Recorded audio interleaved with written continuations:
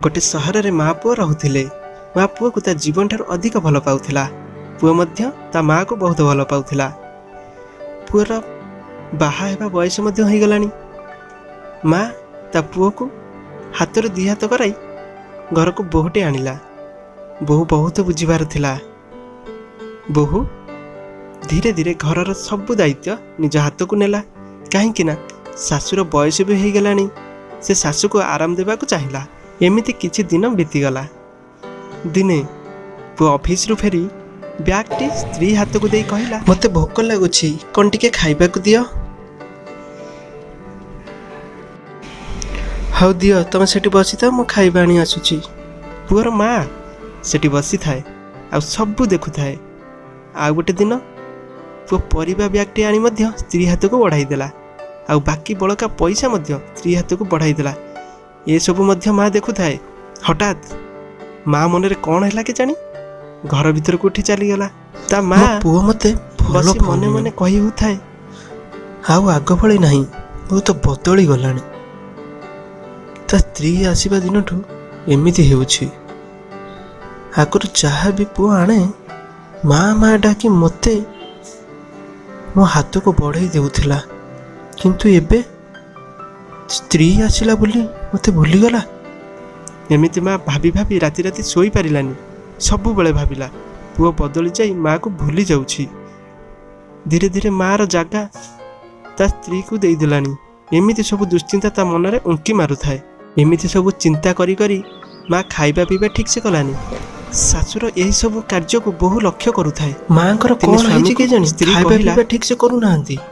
एका एका बसुछंती। मु जेते पचारिले माँ मते किछि कहू नाहंती, किंतु ओलटी मो ऊपर खाली चिड़चिड़ी होउछंती। तमे माँ को कथा बुझिबती खाली। हौ तमे व्यस्त होनी, मु काली सकाळे उठिले माँ को पाखु जीबी, कोन हेछि तांको कथा सब बुझिबी।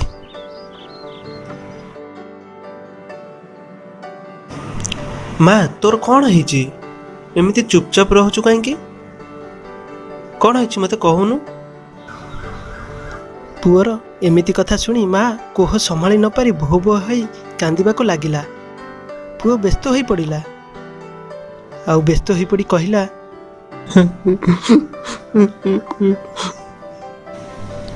तोर कौन है माँ, तोते किए कौन कहिला कि एमिति छोट पिला परी कांदुछि जे माँ?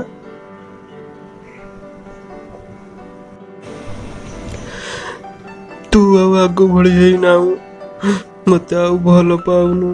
आगरु खाइबा को मते मागुथिलु, एबे तो स्त्री को मागुछु। आगरु परिबा आनिले मो हाथ को देउथलु, एबे स्त्री हाथ को देई दउछु। मते बहुत कष्ट हेउछि। पछ कथा भाबे मु राते राते सोई पारुनी। पुओ ता माँ को सुंदर भाषा रे बुझेई दउछि। देखंतु पुओ कोन कहूछि, माँ तू एमिति दुश्चिंता मनरे काहेकि आणुछु? मु तोर सेई पुओ, तोते सेमिति मु भल पाए। मु जेमिति तोर पुओ सेमिति तार स्वामी मध्य। तम दुई जनक प्रति मोर भल पाइबा सह किछि दायित्व मध्य अछि। तू टिके भाब माँ, मु तो तो पाखरे अछि, तोर चिंता कोन? किंतु सिए ता माँ बापा भाई भौणी घर द्वार छाड़ी मो भरोसा रे मो हाथ धरी मो सहित आसीछि। मु जदि ताहार दायित्व न नेबी ता प्रति अन्याय हेबनी माँ? तू कौन चाहुनु मु तोर जेमिति भल पुओ सेमिति भल स्वामीटिए मध्य हुए?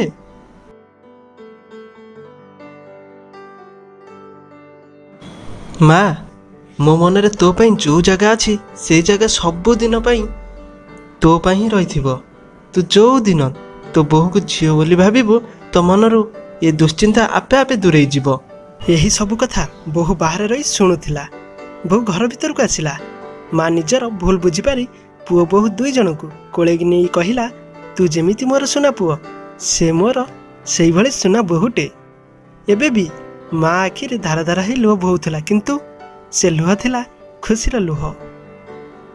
स्टोरी तो देखिले आपण मानको स्टोरी केमिति लागिला प्लीज मते कमेंट माध्यम रे जणाइबे।